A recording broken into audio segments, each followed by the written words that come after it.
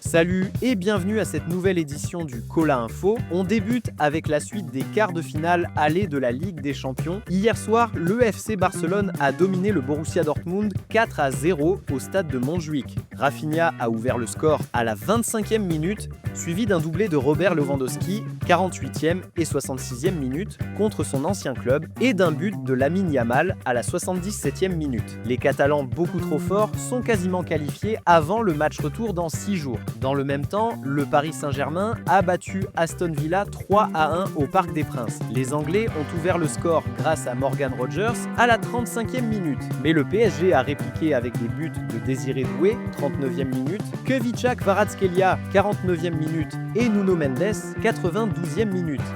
La semaine européenne se poursuit ce soir avec les quarts de finale allés avec 4 affiches alléchantes. À 18h45, Bodø Glimt accueille la Lazio au stade Aspmyra en Norvège où les conditions hivernales pourraient jouer un rôle clé. Ensuite, à 21h, l'Olympique lyonnais reçoit Manchester United au Groupama Stadium. Un match crucial pour les deux équipes en quête de succès européen. Simultanément, les Glasgow Rangers affrontent l'Athletic Bilbao à Ibrox, tandis que Tottenham Hotspur accueille l'Eintracht Francfort à Londres avec l'absence notable du gardien Kevin Trapp côté allemand. Ces rencontres promettent du spectacle et seront déterminantes pour l'accès aux demi-finales.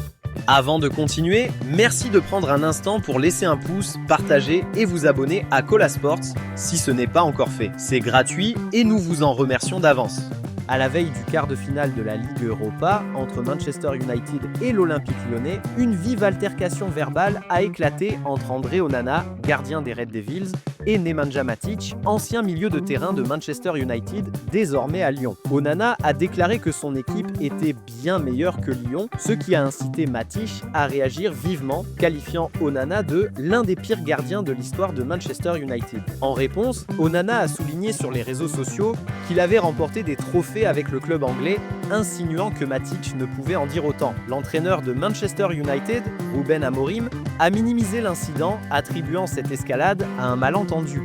Ces dernières 48 heures, des spéculations s'intensifient autour de l'avenir de Carlos Baleba, le milieu de terrain camerounais de 21 ans évoluant à Brighton. Liverpool semble être en pole position pour le recruter cet été, le club étant prêt à formuler une offre conséquente pour s'attacher ses services. Cependant, Brighton aurait fixé le prix de Baleba à au moins 100 millions de livres sterling, ce qui pourrait compliquer les négociations. D'autres clubs, tels que Chelsea et Manchester City, surveillent également la situation, rendant la concurrence pour sa signature particulièrement féroce.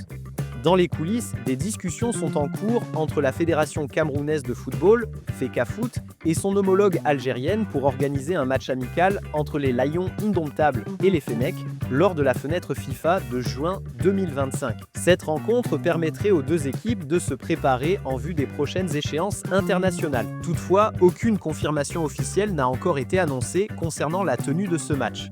Dans le cadre de leur préparation pour le 3e tour des éliminatoires de la Coupe du Monde féminine U17 Maroc 2025, les Lionnes indomptables U17 ont livré un match amical ce jour au stade militaire de Yaoundé, écrasant Mintak FC sur le score de 11-0. Cette victoire éclatante témoigne de la forme impressionnante des joueuses de Joseph Brian Ndoko à quelques jours de leur double confrontation contre le Kenya, prévue les 18 et 25 avril 2025.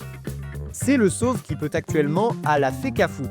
En moins de 48 heures, la Fédération camerounaise de football est ébranlée par les démissions successives de Benoît Ingbois, secrétaire général adjoint, et de Camille Lowe, directeur de cabinet et bras droit du président Samuel Eto'o.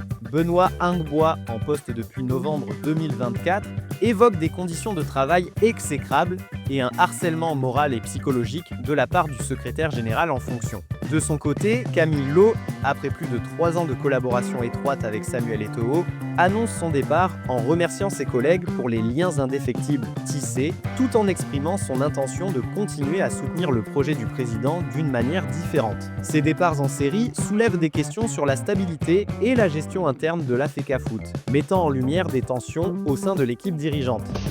On termine cette édition avec l'image du jour, Cola Sucré qui se prépare pour son prochain combat, et à demain pour une nouvelle édition du Cola Info.